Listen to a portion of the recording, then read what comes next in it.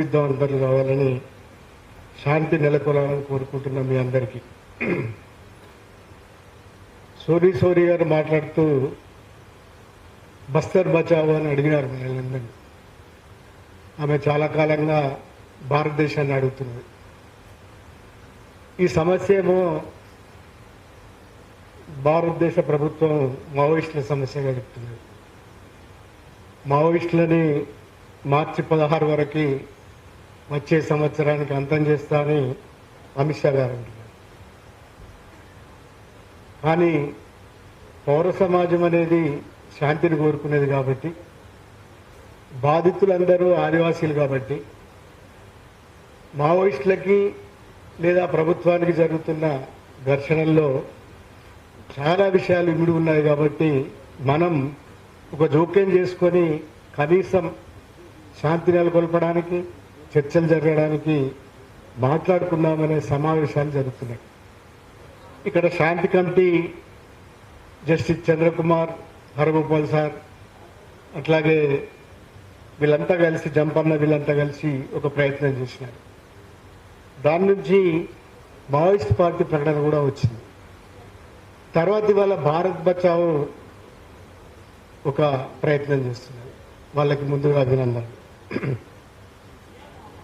Hyderabad central university భూముల వ్యవహారం జరిగినప్పుడు అక్కడ జరిగిన దౌర్జన్యం మీద, పర్యావరణం నష్టం మీద సుప్రీంకోర్టు మొన్న ఒక వ్యాఖ్యానం చేసింది.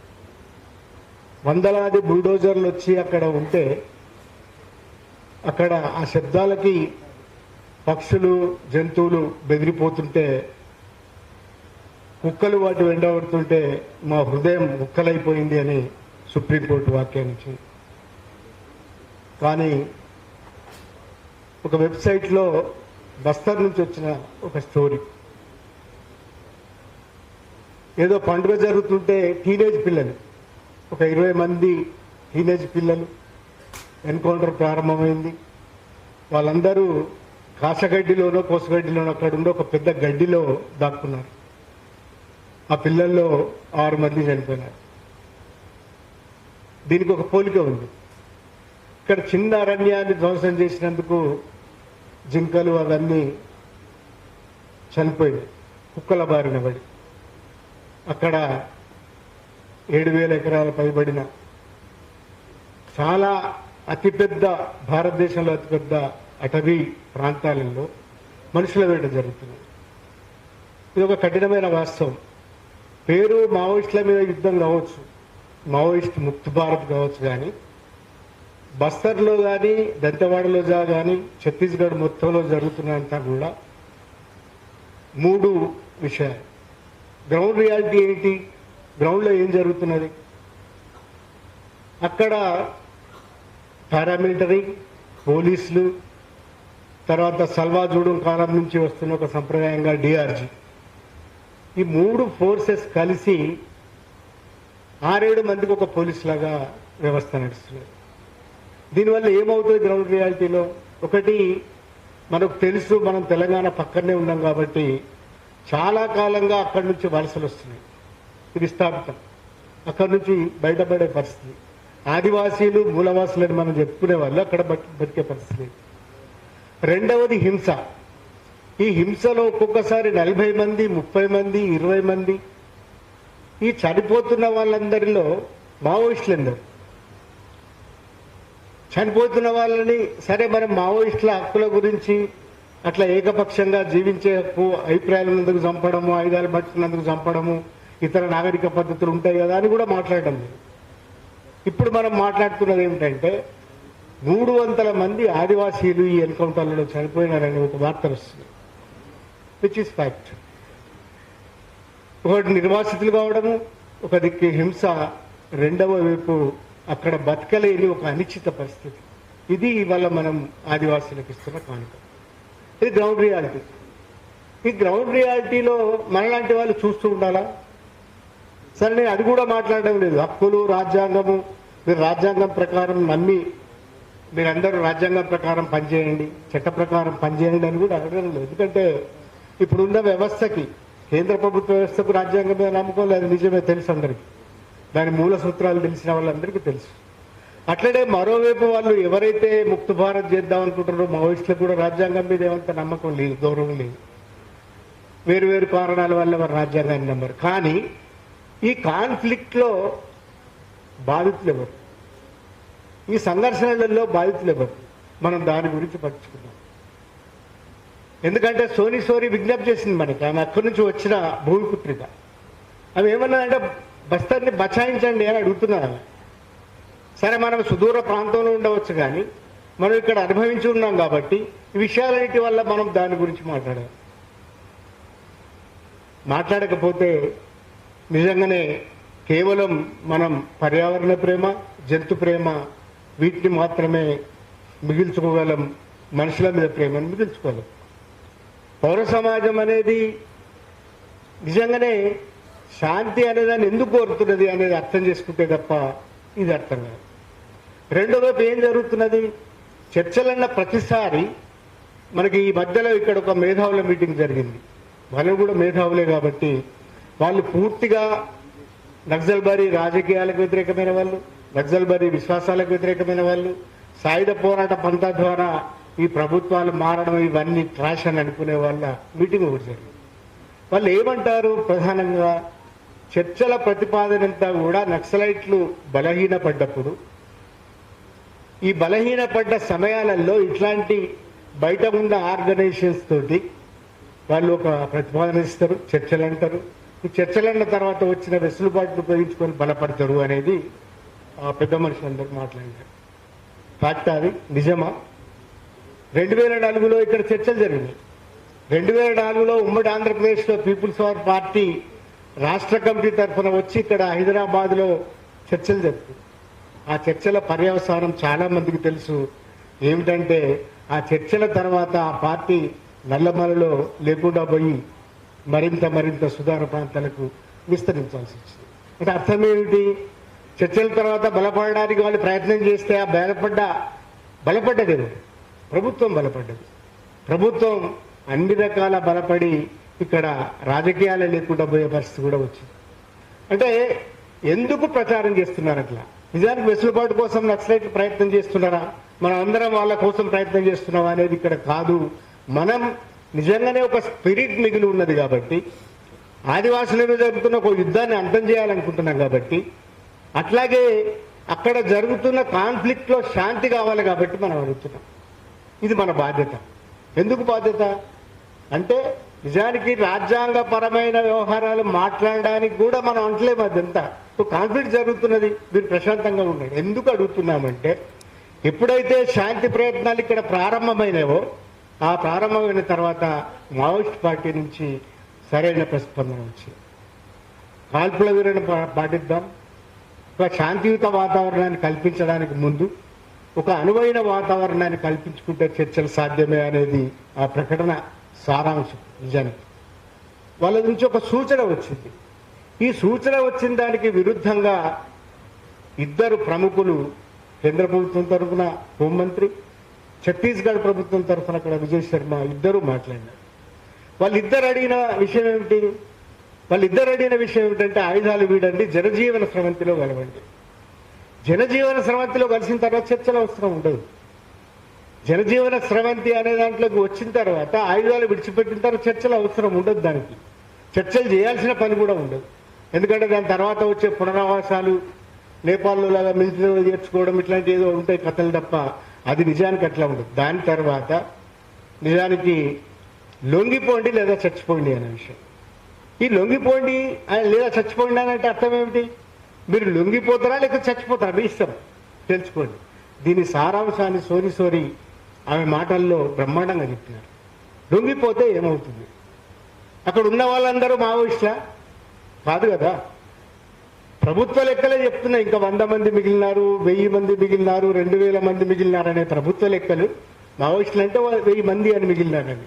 మిగతా లక్షలాది మంది లొంగిపోవడం అంటే అర్థం ఏమిటి అంటే సోరి మాటల్లోనే లొంగిపోయిన మావోయిస్టులు అనే దాన్ని సుప్రీంకోర్టుకు చూపించిన తర్వాత జరిగే పరిణామాలను ఆమె చెప్పినాడు. మనం విని ఉన్నాం. అంటే భవిష్యత్తులో ఏం జరిగిపోతున్నాయి. ఇట్లాంటి పరిస్థితులలో ఒకవైపు పౌర సమాజం చేస్తున్న ప్రయత్నాలను కూడా శంకిస్తున్న ప్రయత్నాలలో మనం ఎట్లా చేయగలం దీన్ని? మావోయిస్టులు సిద్ధంగా ఉన్నారు, ప్రభుత్వం సిద్ధంగా లేదు. కానీ 2 స్టేట్మెంట్ల తర్వాత కూడా 2 ఎన్కౌంటర్లు జరిగాయి.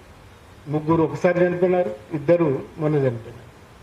ఈ 5 ఎన్కౌంటర్ తర్వాత కూడా దీన్ని ఎట్లా ఆశాభావంగా ముందర తీసుకుపోవడం?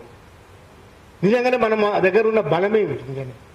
చాలా మంది మధ్యలో రాస్తున్నారు. దాని తర్వాత జరిగిన పరిణామం నిజానికి తెలుగునాట అని ప్రత్యేకంగా ఎందుకు చెప్తున్నానంటే, కొందరు ఒక 200 సంస్థలు కలిసి నేషనల్ లెవెల్లో ఒక ప్రయత్నంగా ఒక స్టేట్మెంట్ చేసినారు. కానీ ఈ చర్చలకు సంబంధించి కానీ, ఆదివాసులకు సంబంధించి కానీ, లేదా మావోయిస్ట్ పార్టీ ఇవాళ ఉన్న స్థితి గురించి కానీ, రెండింటినీ శాంతి రూపంలో తేవడానికి కానీ ఏ ప్రయత్నము జరగలేదు.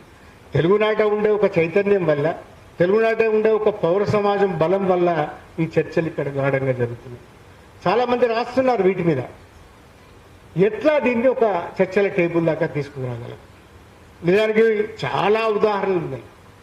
నాగాలాండ్ కావచ్చు, మన ముందు ఈశాన్య రాష్ట్రాల్లో జరిగిన చర్చలు కావచ్చు, ఈ చర్చలతో పాటుగా విదేశాలలో జరిగిన చర్చలు కావచ్చు. కొలంబియా లాంటి చోట్ల పాక్ ఇట్లాంటి ఆర్గనైజేషన్స్ తోటి చర్చలు జరిగినాయి. అంతర్జాతీయ సంస్థలు, చివరి క్యూబా లాంటి దేశాలలో చర్చలు జరిగినాయి. వాళ్ళతో చర్చలు జరిగిన పరిణామాలు ఉన్నాయి. వాళ్ళు వీళ్ళకంటే ఇవాళ మావోయిస్టులని మనం చెప్తున్న దానికంటే బలంగా ఉన్న ఒక సైన్యానికి చర్చలు జరిపిన వాళ్ళు. నేపాల్లో జరిగిన పరిణామాలు చూడండి, చాలా ఆశ్చర్యంగా ఉంటుంది. దానికి ఒక డాక్యుమెంటరీ ఉంది, చూస్తే చాలా ఆశ్చర్యంగా ఉంటుంది. వాళ్ళు మిలిటరీ మీద దాడి చేసేంత శక్తివంతులు మావోయిస్టులు. మిలిటరీ మీద దాడి చేసిన తర్వాత కూడా చర్చలు జరిపి, అంతర్జాతీయ యుఎన్ఓ ద్వారా చర్చలు జరిపి వాళ్ళు చివరికి ఆశ్చర్యంగా మావోయిస్టు సరే వచ్చినారు, వాళ్ళు ఏదో సిద్ధపడ్డారు, వీళ్ళు ఏదో సిద్ధపడ్డారు. వాళ్ళు తర్వాత వచ్చిన తర్వాత పునరావాసాలలో మావోయిస్టులను మిలిటరీలో చేర్చుకున్న చరిత్ర కూడా. ఇదంతా జరిగిన పరిణామాలు. మనం ఇవన్నీ అంటలేము. మొదటి ఒక చర్చల టేబుల్కి రండి. అక్కడ మానవహరణం జరుగుతున్నది. ఈ మానవహరణం జరగడం వల్ల మేము ఎవరిని అనడం లేదు, మేము తటస్థులుగానే మాట్లాడుతున్నాము. నిజమే, అది తటస్థత. ఇది ఎందుకంటే చర్చలు ఎందుకు జరగాలంటున్నాము? ఇవాళ అక్కడ ఛత్తీస్గఢ్లో జరుగుతున్న పరిణామాలన్నీ కూడా మనం చెప్పుకోవాలంటే, కొంతనన్నా తెలివిడి ఉన్న వాళ్ళందరికీ అర్థమయ్యే విషయాలు ఏమిటంటే, ఆదివాసుల నేల కింద ఉన్న ఖనిజాలకు కొరకు జరుగుతున్నది కదా, మార్కెట్ కోసం జరుగుతాయి కదా ఇట్లాంటి అంతర్యుద్ధాలు కానీ యుద్ధాలు కానీ, మార్కెట్ కోసం జరుగుతున్నాయని అది కూడా అంటలేము మనం. సరే, మీరు ఎందుకోసం చేస్తున్నారో అవసరం లేదు, కానీ ప్రజలకు ఉండే జీవించే హక్కును కాపాడండి. ఈ కాన్ఫ్లిక్ట్స్ లో మావోయిస్టులకు లేదా మీకు జరుగుతున్న యుద్ధంలో ప్రజలు మరణిస్తున్నారు, ఆదివాసులు మరణిస్తున్నారు. వాళ్ళు మరణించకుండా చూడండి. వాళ్ళు మరణించకుండా ఉండడానికి ఒక టేబుల్ దగ్గర రండి, మీరు చర్చలు జరపండి. ఇప్పటికే మావోయిస్ట్ సిద్ధార్థ్ పడ్డారు కనుక, ఇప్పటికే మావోయిస్టులు చాలా కేటగిరికల్లీ మాట్లాడుతున్నారు కనుక, కాల్పుల విరమణ గురించి వాళ్ళు 2 ప్రకటనలు చేసినారు. కేటగిరికల్లీ ఏది కాల్పుల విరమణకు సంబంధించినది, అట్లాగే రాజ్యాంగ విలువలకు సంబంధించి దానిలో ప్రస్తావించినారు. అదే రాజ్యాంగ విలువలకు కట్టుబడి ఉండే ప్రభుత్వాలు కాబట్టి తప్పనిసరిగా మీరు రాజ్యాంగాల మీద ప్రమాణం చేసి ప్రభుత్వాలలో ఉంటారు కాబట్టి, మావోయిస్టులు రాజ్యాంగాన్ని ధిక్కరించవచ్చు కూడా, వాళ్ళకు ఉన్నారు. వాళ్ళు కాదు, వాళ్ళు రాజ్యాంగం ప్రకారం ఇది ప్రమాణం చేసి మన ముందరికి లేరు. వాళ్ళకు రాజకీయ విశ్వాసాలు కూడా ఉన్నాయి కాబట్టి ఆ విశ్వాసాలని వాళ్ళు వదులుకోవడము లేదా ఆయుధాలతో లొంగిపోవడం ఇట్లాంటి షరతులు కాకుండా ప్రాక్టికల్గా ఉండే అక్కడ శాంతి నెలకొల్పడానికి కావాల్సిన షరతులతోటో, లేకపోతే అక్కడ కావాల్సిన వాతావరణం ఏర్పరచడం ద్వారానో, లేదా ఒక సంసిద్ధత వ్యక్తపరచడం ద్వారా ఒక టేబుల్ దిగి రావాలనేది ఇక్కడ ఉన్న వాళ్ళందరి కోరిక. నిజానికి ఎవరి పక్షము వహించడానికి ఇక్కడ ఎవరు అంత శక్తివంతులం కాదు. అటు మావోయిస్టుల పక్షం వహించడానికో, ఇటు ప్రభుత్వం తరఫున మాట్లాడడానికి అంత శక్తివంతులం మనకు కాదు. పౌర సమాజం అంతా శక్తివంతంగా ఉండదు. కానీ ఒక మానవ హరణాన్ని ఆపడానికి, అక్కడ జరుగుతున్న పరిణామాలని, హింసని ఆపడానికి, అక్కడ జరుగుతున్న నిర్వాసితత్వము అనిశ్చితిని ఆపడానికి మనం ఈ ప్రయత్నాలు చేస్తున్నామని గుర్తుపెట్టుకోవాల్సి ఉన్నది. కానీ చాలా కాలం మారిన తర్వాత ఇవాళ ఎందుకు ఇంత ఆటంకంగా ఉన్నది? మావోయిస్టు సిద్ధపడ్డా ఎందుకు రావడం లేదు? వాళ్ళు బలహీనపడ్డాడని భావిస్తున్నారా? లేదా ఇది వెసులుబాటు కోసం వాళ్ళు చేస్తున్న ప్రయత్నాలని భావిస్తున్నారా? లేదా అంతిమ యుద్ధం ఏదో చేద్దాం, నిజంగానే 16th దానికి ముందో మనం వీళ్ళని నిర్మూలిద్దామని అనుకుంటున్నారా? ఇది ప్రభుత్వం ఈ ఆలోచనలు చేస్తే మాత్రం ఒకటి గుర్తుపెట్టుకోవాల్సి ఉంటుంది. నిజానికి అంతకుముందు కోర్టులన్నీ కూడా హింస ప్రతిహింసలకు సంబంధించి కానీ హింస ఎవరు చేస్తున్నారు ప్రతిహింస ఎవరు చేస్తున్నారు అనడానికి కానీ రాజకీయ అభిప్రాయాలు కలిగి ఉండడం అనేది నేరం కాదనడంలో కానీ ఇది వాక్ స్వాతంత్రంలో భాగము అశాంతి అనేది కానీ ఈ అశాంతి మన లక్షణం అనేది కానీ ఇంతకుముందు కోర్టులకు కూడా అభిప్రాయాలు ఉండేది, తీర్పు కూడా వచ్చింది. అంటే మన రాజకీయ విశ్వాసాల వల్ల మనం నేరస్తులం కాదు, మన రాజకీయ కార్యాచరణ ద్వారా కావచ్చేమో. సాయుధ పోరాటం అంటే సాయుధ పోరాటం చేస్తే కావచ్చేమో, కానీ సాయుధ పోరాట రాజకీయాల మీద విశ్వాసం ఉంటే కాదనే తీర్పు కూడా వచ్చింది. కానీ కాలం మారింది. ఎప్పుడైతే ఈ ప్రభుత్వం వచ్చిందో, ఈ ప్రభుత్వం నిజానికి మన్మోహన్ సింగ్ మొదలుపెట్టినాడు అంతర్గత శత్రువులు వామపక్ష తీవ్రవాదులని. ఈ ప్రభుత్వం దాన్ని చివరిదాకా తీసుకెళ్లి అంతర్గత శత్రువులు ప్రధానం, ఈ అంతర్గత శత్రువుల ఆలోచనలు ప్రధానం, ఈ ఆలోచనలే దేశానికి ప్రధానం అని చెప్పిన వాళ్ళు ఈ దోవల్ లాంటి రాజకీయవేత్తలు, వాళ్ళ వల్ల వచ్చిన సలహాదారులు, వాళ్ళ వల్ల వచ్చిన అభిప్రాయాలు.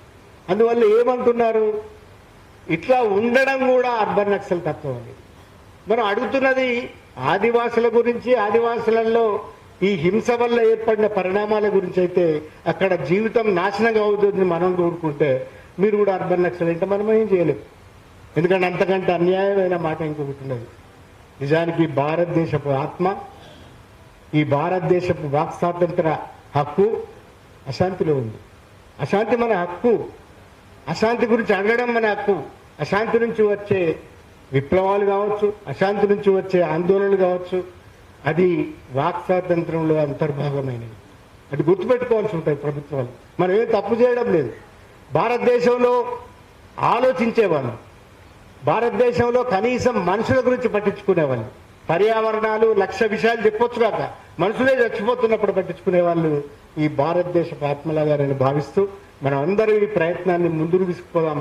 అది ఎట్లున్నా కూడా ఇది వాక్ స్వాతంత్రంలో అంతర్భాగం కనుక ఈ ప్రయత్నాల్ని మరింత చేసి మావోయిస్టులు సిద్ధపడరు కనుక కేంద్ర ప్రభుత్వం కూడా సిద్ధపడాలని కోరుకుంటూ సెలవు తీసుకుంటున్నాను. Thank you.